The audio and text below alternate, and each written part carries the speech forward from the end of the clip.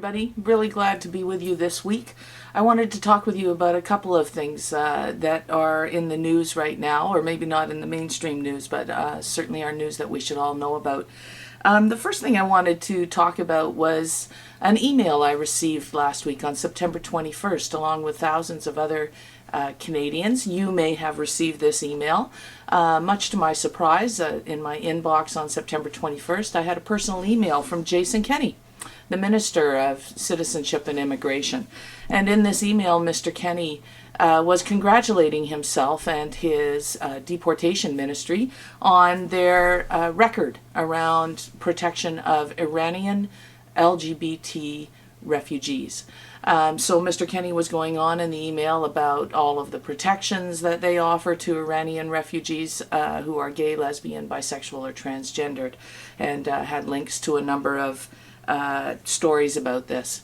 Now, this was particularly ironic because at that same morning I was reading in the paper about the planned deportation of an Iranian woman back to Iran.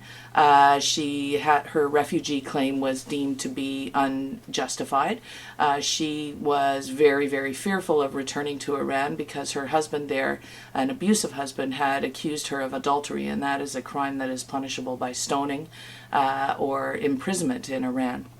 So what we have is another example of the federal conservative government trying to divide communities from each other. On the one hand, we as queer and trans people are supposed to congratulate them because of their supposed protection of Iranian gay people. On the other hand, we are to ignore the plight of non-LGBT people, presumably, who are being deported to countries like Iran in record numbers. We are also supposed to ignore, I suppose, the constant attacks against Roma people and other people trying to claim refugee status from Hungary, Mexico, and many other countries. We must not forget that this is the same government that was intent on deporting not that long ago Alvaro Orozco and many other LGBT people with claims that that they were not gay, that they could not prove that they were gay or facing persecution in their home countries. This is the same government, of course, that was bragging about the fact that they were denying health care, much needed health care, to refugees just at the beginning of this summer. And you'll remember those demonstrations led by, in part by doctors who were protesting these changes. This is the same government, of course, that recently passed Bill C-31. This is a bill that designated safe countries and has led to the denial of refugee claims from all sorts of people who are being persecuted in countries like, as I said, Mexico, Hungary, and many others, and Iran. This is the same government, of course, that has just recently closed offices and embassies in Iran, leaving Canadians on death row there to their own fate, leaving Canadians in Iran to their own fate, and also, as I said, was just pointing out, continuing to deport people to the very country that they claim is so unsafe for queer people.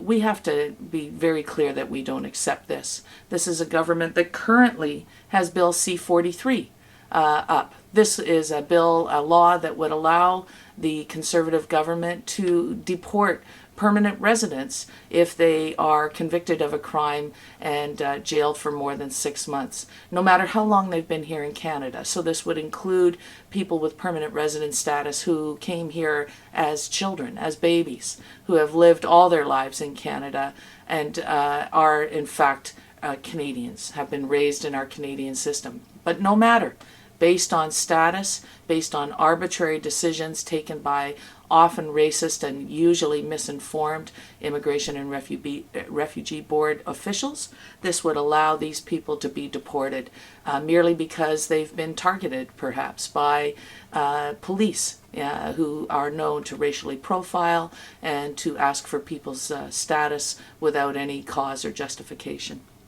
So we are in a situation where we have a government that is clearly backing Israel's attempts to paint Iran as a country that is about to launch a nuclear war.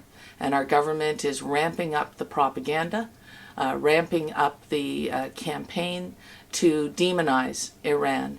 And with this letter on September 21st, we see evidence of their attempts to do that with the queer and trans community or their supporters.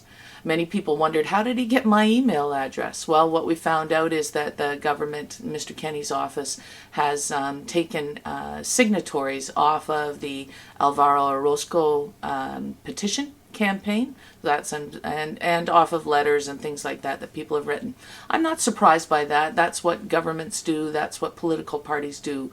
They keep every single email address that comes into their offices, whether they be foe or friend, and they use those for propaganda purposes, to get votes, those kinds of things. So I'm not surprised by that.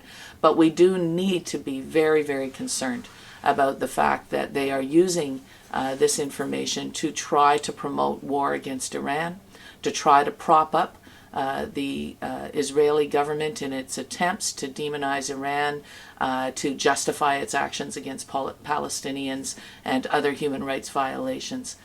We need to understand that we do not approve of war against Iran. This does not mean that we approve of Iran's policies and human rights violations any more than we approve Canada's human rights violations, China's, Mexico's, any other countries. But to wage war, to support war against Iran is not, and to cut off all relationships with Iran is not the way to go on this.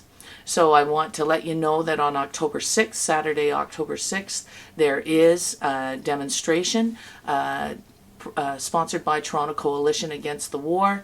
It's a demonstration against war in Iran, and you can find information about that at www.nowar.ca or on Facebook. No War with Iran. You will find information about that. I don't have the details with me today. I'll bring them next week, but I believe that will be on University Avenue outside of the U.S. Consulate, but I'll confirm that with you. You can go, as I say, to www.nowar.ca.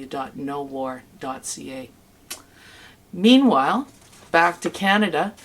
In fact, we have, of course, persecuted peoples in Canada, and the people who face an incredible amount of persecution, a incredible amount of oppression, and lack of safety and lack of protection are Aboriginal women. And as you know, over the last 30, 40 years, well, certainly since the time of contact, but particularly in the last 30 or 40 years, we have seen hundreds, well over 600 Aboriginal women and girls go missing, found murdered on the streets of Vancouver, on the Highway of Tears in Western Canada, on the highway between Toronto and Niagara Falls, and in many, many other locations throughout this country.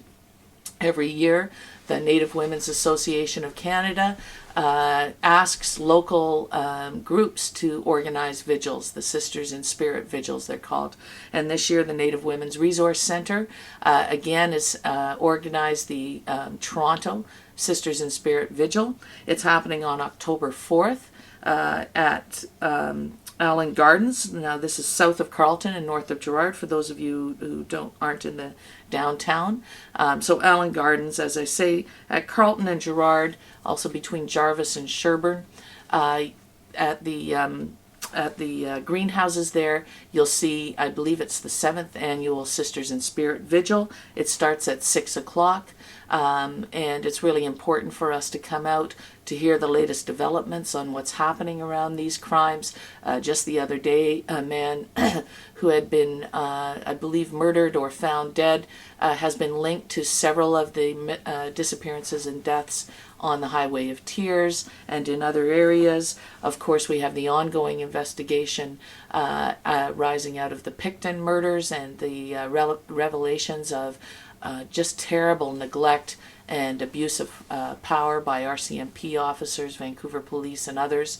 We have a woeful record around crimes against Aboriginal women in this country, and it's really important that we attend this vigil to show our solidarity and to let media and others know that we will not be silent in the face of this devastation in Aboriginal women's and Aboriginal communities.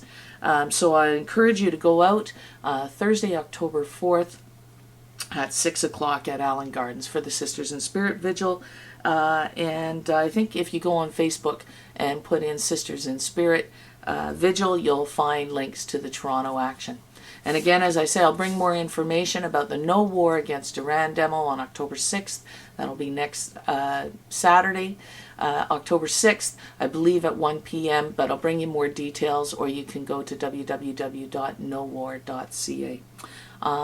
There has been an open letter created to Jason Kenney in response to his email written by Joanna May Black and signed by many, many people.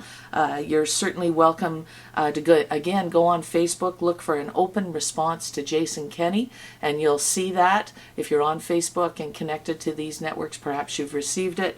And you'll find a really well-written letter that you can sign on to that lets Mr. Kenney know why we're not going to buy this pinkwashing of his government's actions that have harmed LGBT people. I want you to remember that this is the same Jason Kenney who just voted, along with Minister responsible for the status of women, Rona Ambrose, just voted last night in support of Bill C-312, the private members bill that sought to reopen the debate on abortion in Canada. This vote was defeated, fortunately, 203 to 91 in the Canadian Parliament. But it's important that we let Jason Kenney know, Rona Ambrose know, Stephen Harper know that we do not pick and choose our causes. We do not support one community at the expense of others. If we support and are for LGBT human rights, then we are support and are for a woman's right to choose and have control over her own body and her own reproduction. And we will not buy into this government's attempts to set off one community against the other, to claim that they are human rights protectors of one group when we know that they are continually undermining and violating the human rights of other groups. We are all in this together, folks, and my freedom cannot come at the expense of someone else's. And I know that you believe that too, so please head on to Facebook, find out about the Sisters in Spirit Vigil, find out about the No War Against Iran demonstration, and other ways that you can really, truly support LGBT people everywhere. Thanks.